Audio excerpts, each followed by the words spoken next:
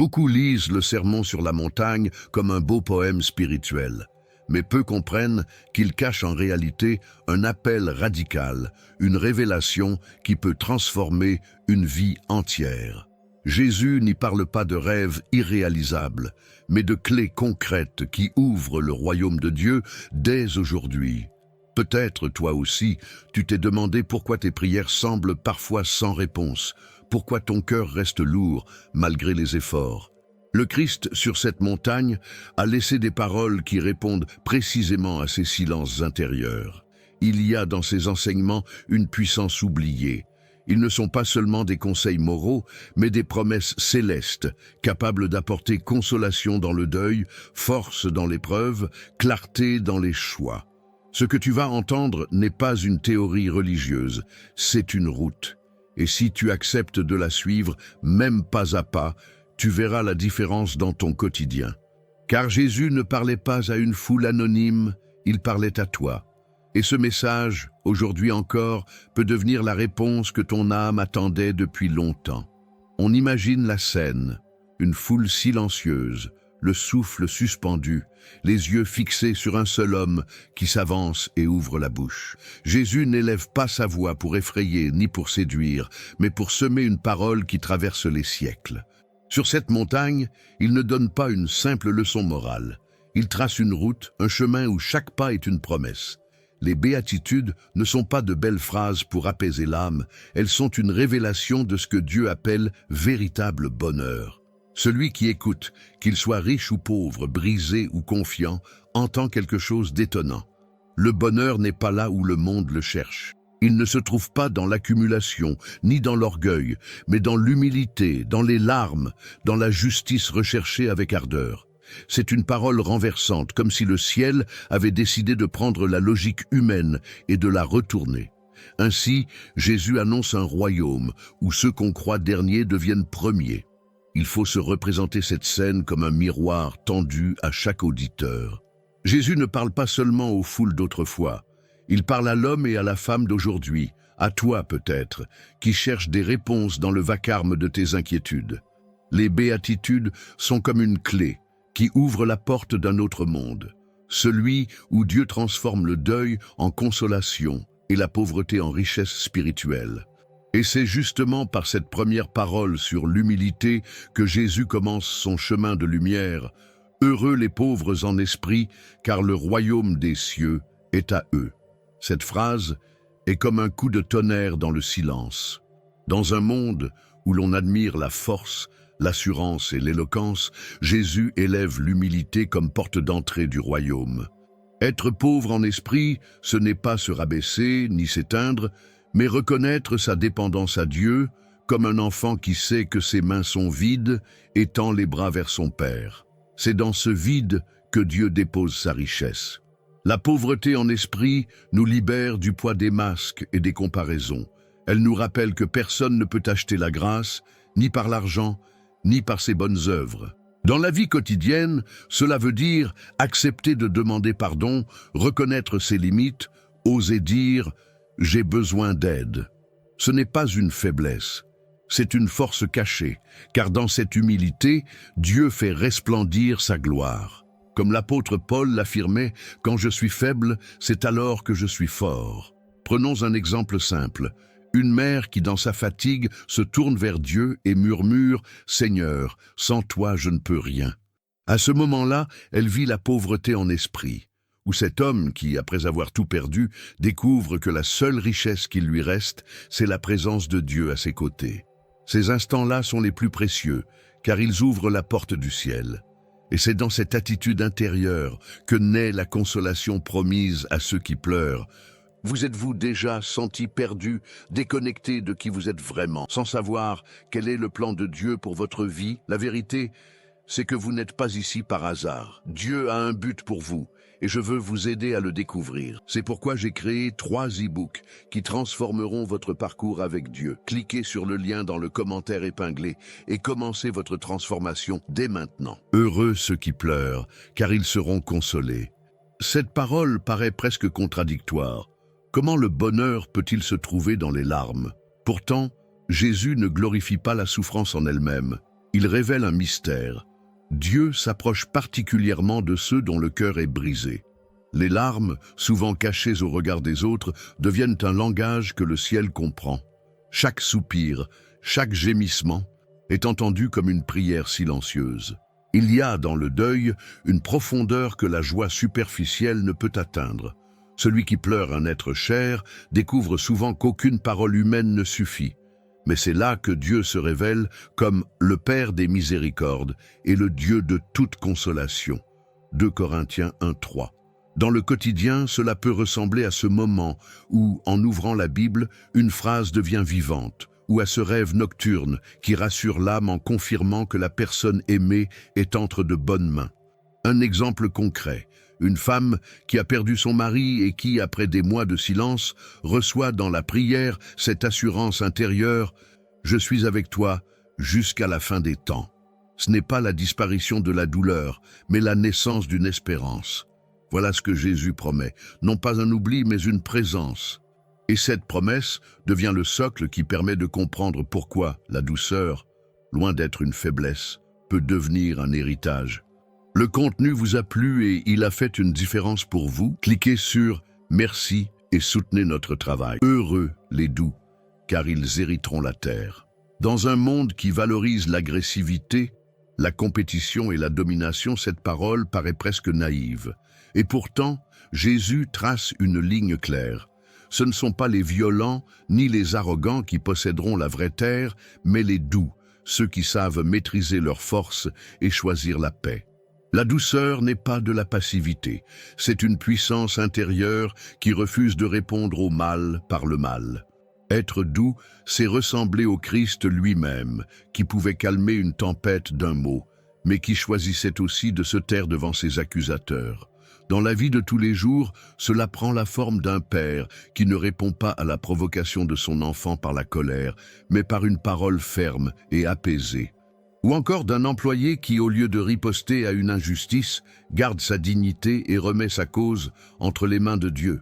Cette douceur, loin d'être faiblesse, est une victoire sur soi-même. Et quelle est la promesse? Hériter de la terre. Pas seulement un terrain ou une propriété, mais une participation au règne de Dieu, là où la paix devient la véritable richesse. Les doux ne cherchent pas à s'imposer par la force. Ils reçoivent comme un don ce que d'autres perdent en voulant s'approprier. Et cette promesse nous conduit naturellement vers une autre fin, non pas matérielle mais spirituelle, celle de la justice. Heureux ceux qui ont faim et soif de la justice, car ils seront rassasiés. Ici, Jésus ne parle pas d'une simple curiosité pour le bien, mais d'un appétit profond, aussi vital que le pain et l'eau. Cette justice n'est pas seulement sociale ou légale, elle est d'abord spirituelle. La soif de voir Dieu agir, la faim de vivre selon sa volonté. Comme un voyageur assoiffé dans le désert, l'âme en quête de justice sait qu'elle ne survivra pas sans cette source. Dans la vie quotidienne, cette béatitude s'incarne dans ceux qui refusent les compromis faciles. Le jeune qui choisit l'honnêteté malgré la tentation de la fraude, l'employé qui défend un collègue injustement traité, la mère qui prie jour et nuit pour que son fils revienne sur le droit chemin. Ces gestes, parfois invisibles aux yeux des hommes, sont vus par Dieu, qui promet une récompense bien plus grande, un cœur rempli de sa paix et de son esprit. Et quel rassasiement! Celui qui cherche cette justice trouve non seulement des réponses, mais une transformation intérieure. Car Dieu nourrit l'âme avec sa parole, il abreuve le cœur avec sa présence. C'est une promesse de vie abondante, comme une table dressée dans le désert. Et c'est précisément parce qu'ils ont goûté à cette grâce que certains apprennent ensuite à donner aux autres ce qu'ils mêmes ont reçu, la miséricorde. Heureux les miséricordieux, car ils obtiendront miséricorde. Ici, Jésus révèle un principe divin. Ce que tu donnes finit toujours par revenir à toi. La miséricorde, ce n'est pas seulement pardonner, c'est aussi avoir des entrailles de compassion, sentir la douleur de l'autre comme si c'était la tienne. Celui qui choisit de pardonner ouvre une brèche où la grâce de Dieu peut entrer et guérir des blessures anciennes. Un exemple concret, un homme trahi par un ami décide de ne pas nourrir sa rancune. Ce choix, humainement insensé, devient spirituellement libérateur. Ou cette femme qui, après des années de silence, ose prier pour la personne qui lui a fait du mal. Ces gestes, invisibles pour le monde, sont vus par Dieu. Car celui qui pardonne se fait semblable à son Créateur, lui qui ne cesse de tendre la main malgré nos manquements. Et quelle promesse! Celui qui a exercé la miséricorde la recevra au moment où il en aura le plus besoin. Parce que nous aurons tous, un jour, à nous tenir devant Dieu. Et ce jour-là, la mesure que nous aurons utilisée sera celle qui nous sera appliquée. Voilà pourquoi Jésus fait de la miséricorde une clé spirituelle, un manteau qui couvre et protège. Et c'est justement ce manteau qui conduit à la béatitude suivante, la pureté du cœur, sans laquelle nul ne peut voir Dieu. Heureux ceux qui ont le cœur pur, car ils verront Dieu. Ces mots de Jésus touchent la racine même de la vie spirituelle. La pureté du cœur n'est pas une perfection extérieure, ni une façade de religiosité. C'est un regard intérieur débarrassé du double jeu, une âme qui cherche la vérité sans détour. C'est l'attitude de celui qui dit « Seigneur, sonde-moi et connais mes pensées ». Psaume 139, 23. Le cœur pur ne se cache pas derrière des masques. Il se tient nu devant Dieu. Concrètement, la pureté se reconnaît dans les petits choix quotidiens. C'est l'homme qui refuse un gain injuste, même quand personne ne le verrait. C'est l'adolescent qui choisit la vérité plutôt qu'un mensonge facile pour éviter une punition. C'est la femme qui garde ses pensées tournées vers Dieu au lieu de se laisser engloutir par l'amertume. Ces gestes, simples en apparence, révèlent une force spirituelle immense, celle d'un cœur qui reste transparent devant son Créateur. La promesse attachée est grandiose, voir Dieu, non pas seulement dans l'au-delà, mais déjà ici-bas, dans les éclats de sa présence, au milieu de la vie. Celui qui garde un cœur pur perçoit sa main dans une guérison inattendue, son souffle dans une parole biblique qui devient vivante, son visage dans les larmes d'un frère consolé. Et cette vision de Dieu ouvre naturellement le chemin vers une autre mission, devenir artisan de paix. Heureux les artisans de paix, car ils seront appelés fils de Dieu. La paix dont parle Jésus n'est pas une simple absence de conflit. Elle est une construction parfois difficile, souvent coûteuse. Être artisan de paix, c'est entrer dans la brèche, calmer les tempêtes, reconstruire des ponts là où tout semble brisé. C'est une mission active. Elle demande du courage, de la patience et un cœur habité par l'Esprit de Dieu. Dans la vie de tous les jours, cela ressemble au geste d'un fils qui, au lieu de prolonger une querelle familiale, choisit d'apporter une parole qui réconcilie. Ou à cette collègue qui, face aux tensions au travail, apaise plutôt qu'attiser le feu. Ces artisans ne sont pas naïfs. Ils connaissent la dureté du monde, mais ils choisissent une autre arme, celle de la douceur et de la vérité. En cela, ils ressemblent à leur Père céleste. Et voilà la promesse.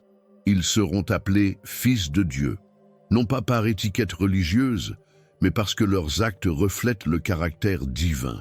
Chaque fois qu'un homme ou une femme refuse la haine et construit la paix, le ciel reconnaît en lui un héritier du royaume.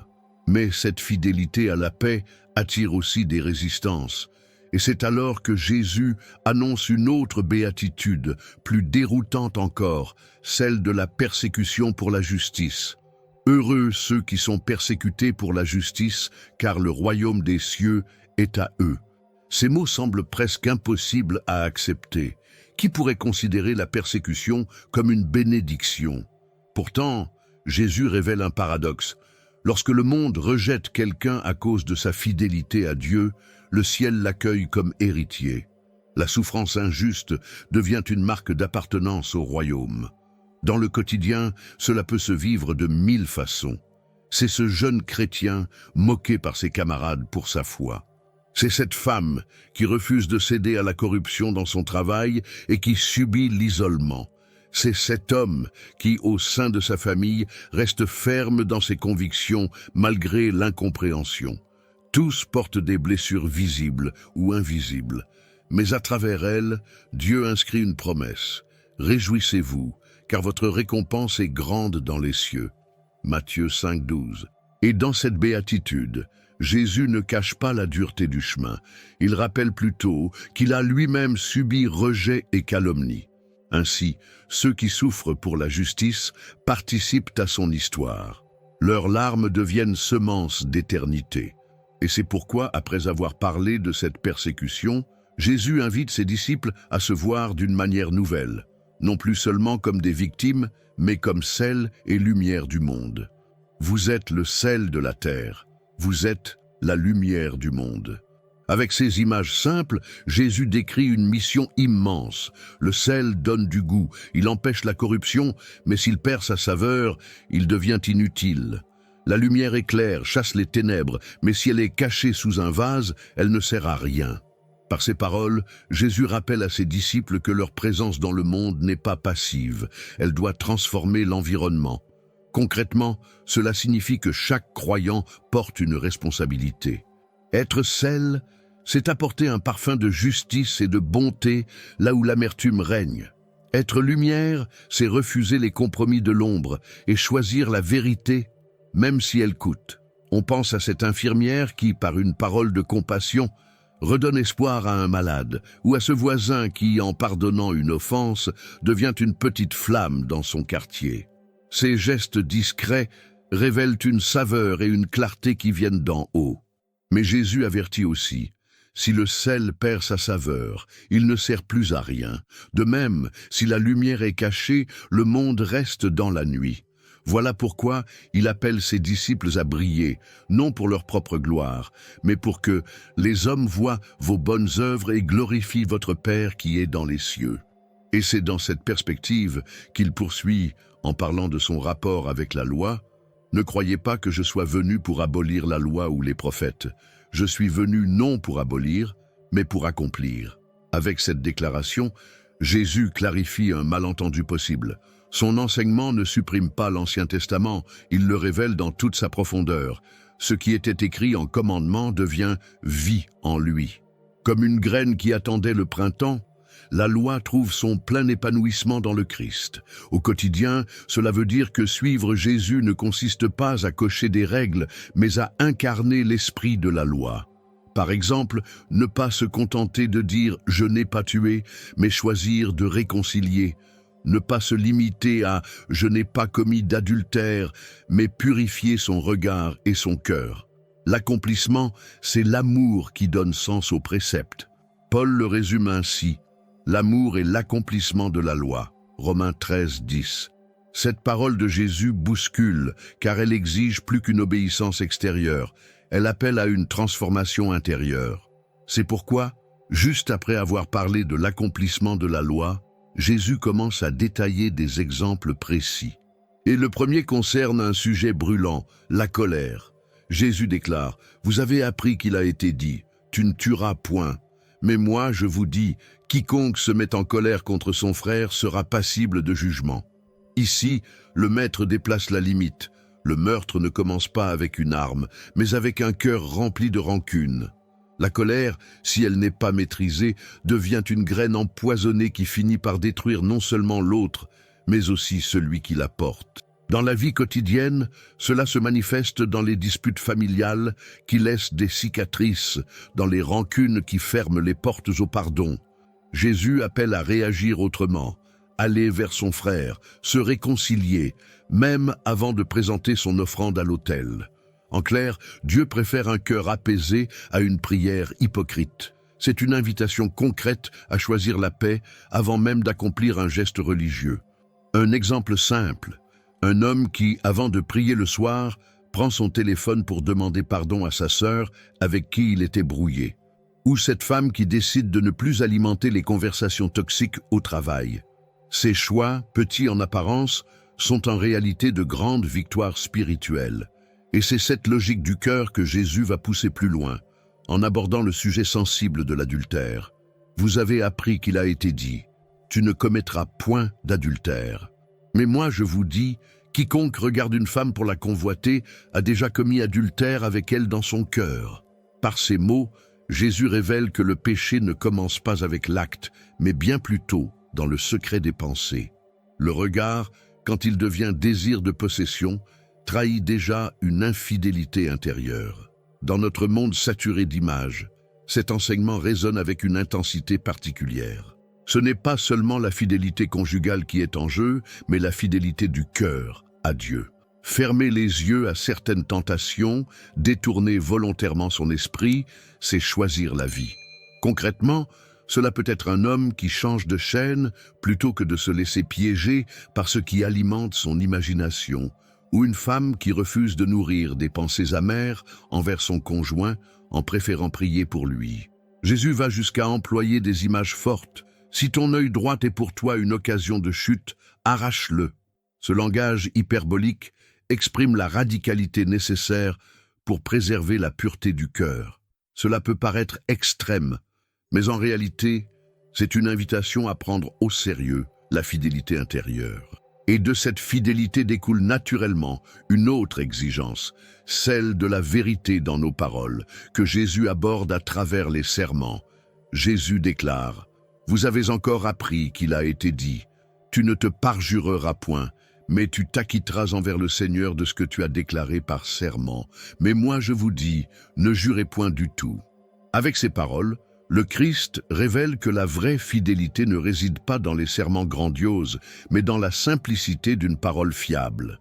L'honnêteté ne devrait pas dépendre d'un serment, mais être une habitude de vie. Que votre oui soit oui et votre non, non.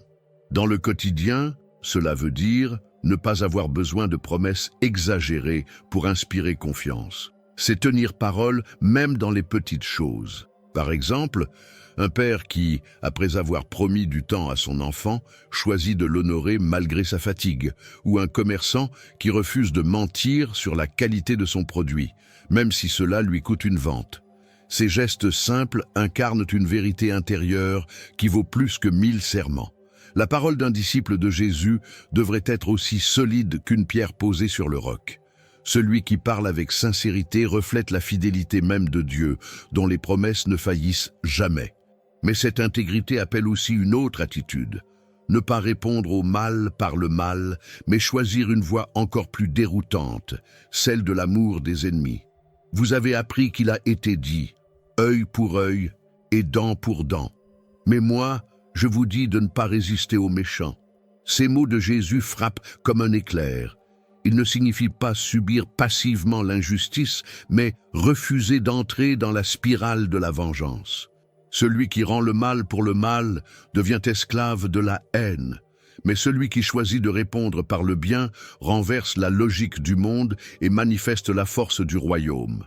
L'exemple le plus bouleversant est celui du Christ lui-même, priant pour ses bourreaux. « Père, pardonne-leur, car ils ne savent ce qu'ils font. » Dans la vie quotidienne, cela se traduit par des choix concrets. Ne pas rendre une insulte par une insulte, ne pas répondre à une trahison par une revanche, mais élever une prière.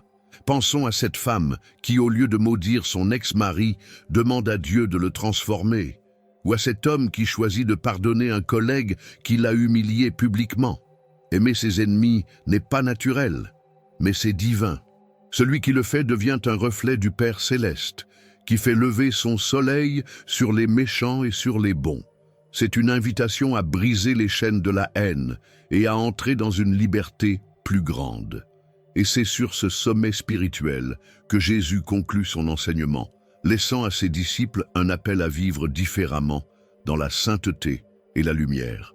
Le sermon sur la montagne n'est pas un simple discours, c'est une carte spirituelle. Chaque béatitude, chaque enseignement est comme une marche qui conduit plus haut vers le cœur de Dieu. Jésus n'a pas offert des paroles pour flatter, mais des clés pour transformer l'âme. Humilité, consolation, douceur, justice, miséricorde, pureté, paix, fidélité et amour sans frontières.